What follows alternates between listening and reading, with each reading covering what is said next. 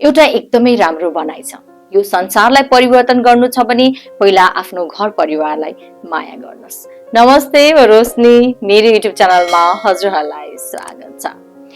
माया र सम्मान, यो संसारको कुन मनुष्यलाई यो माया र सम्मान चाहिँदैन, यो माया र सम्मान मन पर्दैन।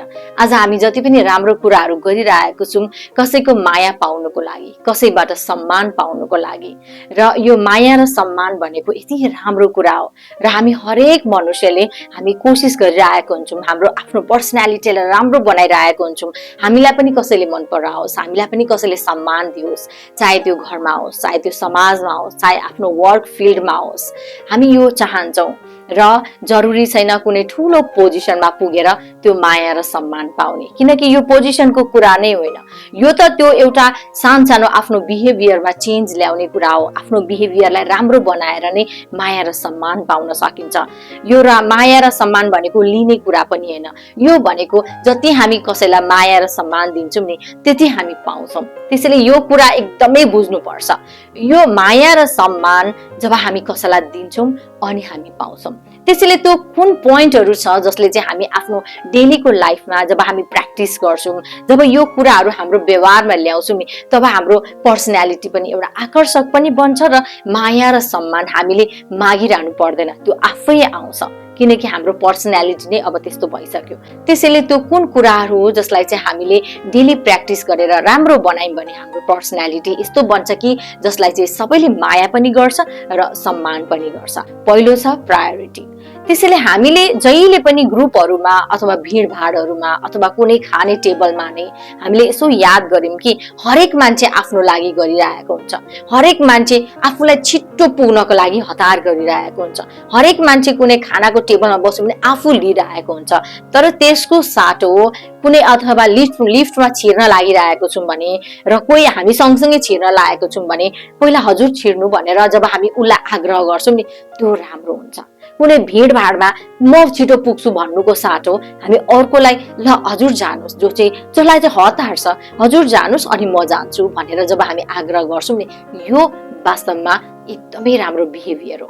जब खानाको टेबलमा बस्छौँ जब हामी के देख्छौँ भन्दाखेरि मान्छेहरू आफ्नै लिएर आफैमा सुरुमा सर्भ गर्ने, तर त्यो गर्न छोडेर चाहिँ हामीले कुनै प्लेट उठाएर चाहिँ अरूलाई चाहिँ सर्भ गर्यौँ, हामीले अरूलाई चाहिँ भेजिटेबल पहिला हजुर लिनुहोस् अनि म लिन्छु भन्ने हो, यो बिहेभियरहरू छ नि हो त्यो एकदमै राम्रो हुन्छ। घरमा पनि हामीले स्पेसल ट्रिटमेन्ट जब हाम्रो बच्चाहरूलाई दिन्छौँ, एउटा हस्बेन्डले वाइफले हस्बेन्डलाई दिन्छौँ, तब हामीले सम्मान खोज्नु पर्दैन, हामीलाई सम्मान आफै आउँछ। त्यसैले सम्मान र माया भनेको नि हाम्रै बिहेभियरमा भर पर्छ।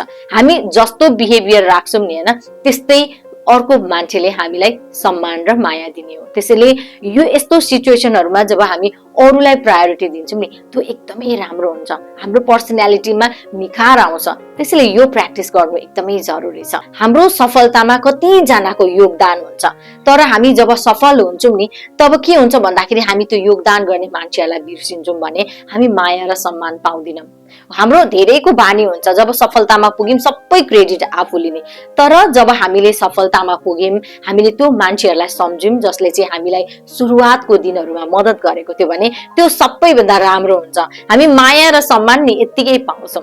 त्यसैले त्यो बेलामा जब हामी सक्सेस पाइरहेको हुन्छौँ, सफलता पाइरहेको हुन्छौँ, त्यो हरेक मान्छेहरूलाई एउटा ग्र्याटिट्युड पे गरौँ, त्यो हरेक मान्छेहरूलाई सम्झौँ आफ्नो सफलतामा जसले चाहिँ हामीलाई मद्दत गरेको थियो यो जर्नीमा भने हामी पक्कै पनि हाम्रो पर्सनालिटीमा यति सुधार ल्याउँछौँ कि हामीले माया र सम्मान माग्नु पर्दैन, त्यो आफै आउँछ।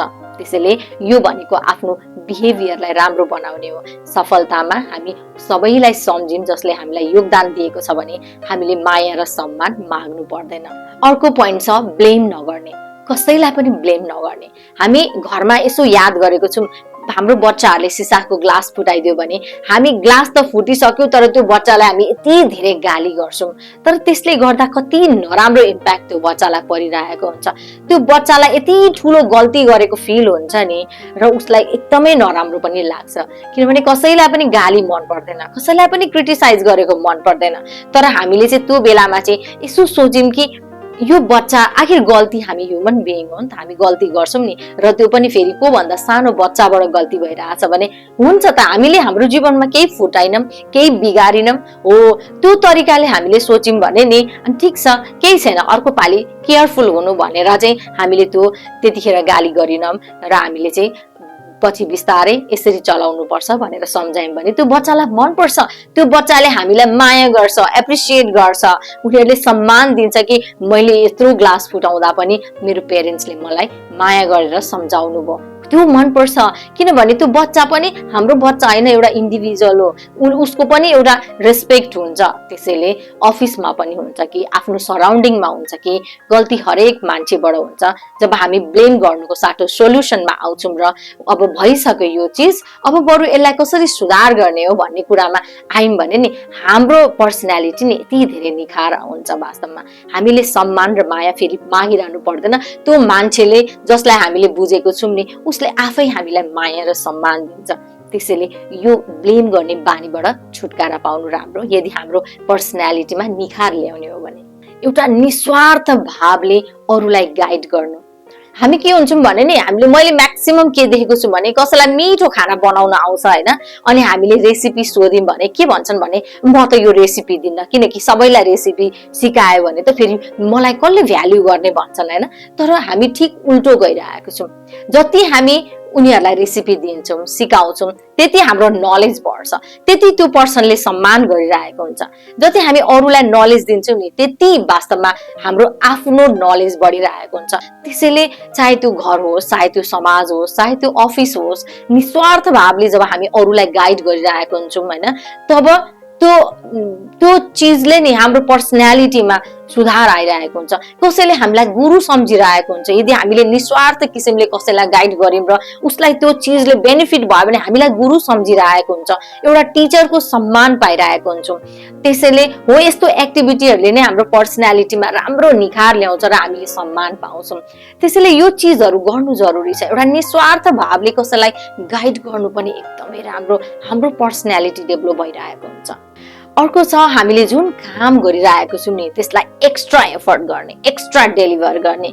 मैले हप्तामा 2 चोटि भिडियो हाल्दा पनि केही फरक पर्दैन थियो होला, 3 चोटि हाल्दा पनि केही फरक पर्दैन थियो होला, तर म एभ्रीडे हाल्छु।